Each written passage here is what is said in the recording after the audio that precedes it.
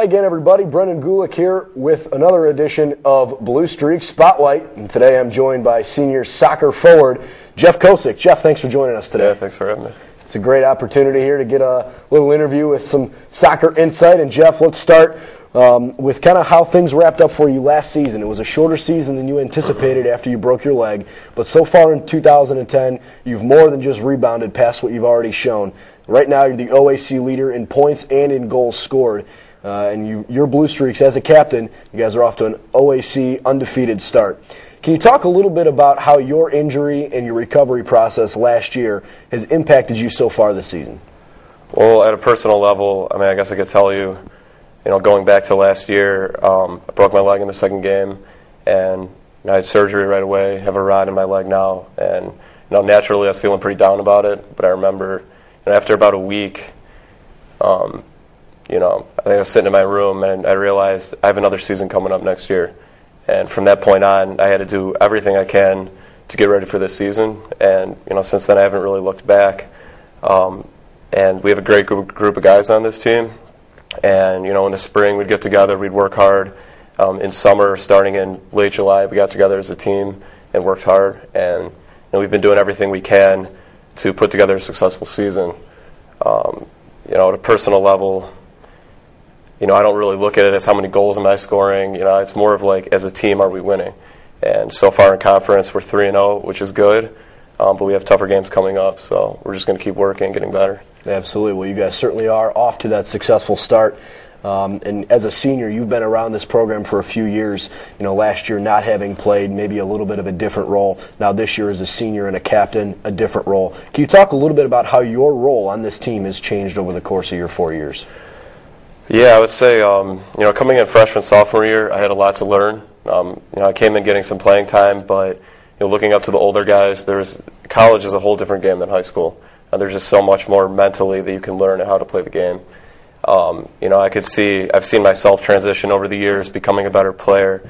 But, last year was actually a good experience, being able to come to the games, come to practices, and not actually play, because I get an opportunity to just sit back and watch everything develop, learn about my teammates, their strengths, weaknesses, and I was able just to watch the game as a whole. And I was able to use that over this last year, learn some more, and come back and use it this year. Well, you can certainly learn some of your leadership skills from a coach like Hector Marinero. What's it like to play for a guy like Hector who has had such high professional accolades? He's a fun guy to play for. He and Dayon, both of them are good coaches. They do a great job at practices and games.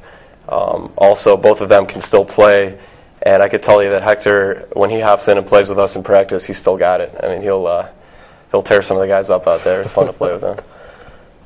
Cool. Well, as far as the OAC schedule shakes out, you see some of the teams who haven't finished as high in the standings sort of at the beginning of our schedule, and this is just the way it worked out. We've got some tough competition and some difficult road games towards the end of the season.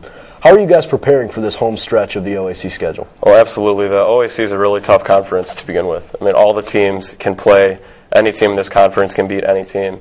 And, I don't expect any of these bottom teams that have started out not playing well, they will get some wins, and they'll beat better teams. And really, we understand that we have tougher games ahead down the road these next couple of weeks, and we just keep coming to practice and preparing and getting better, because even if we beat a team by a couple goals, it's a great game, but we have tougher games down the road. So we're doing everything we can to prepare. Definitely. Well, as you compare this year's team to last year's team, there's only 6 freshmen on this year's team. We have most of the same starting lineup back, and for the most part, the guys on the roster are typically the same guys from a year ago. But the difference is that last year, this team finished 9-7-5. So far this season, already off to a 9-4 start. What's different about this 2010 team? That just goes to show you how much players can develop just in 1 year. We have, like you said, a very similar roster, a very similar starting lineup to last year, but we are playing better as a team. It just comes from the guys learning a lot more physically, becoming stronger, faster, having more endurance. Even the coaches might develop a little more in 1 year. Really, you can tell we're a better team, and the work we put in, too. We've been working hard all preseason. It was over a month of preseason, I think 5 weeks. So, we've been doing everything we can, and if we keep our heads on straight, we'll keep going. Cool. One last question for you, Jeff, and this has been bugging all of us for a long time. It's been up for debate all year long. we got to know, between Wycliffe Odiambo or Phil Hewitt or David Hickey, even yourself, got the little dude today with the little faux hawk, who's got the best hair on the team this year?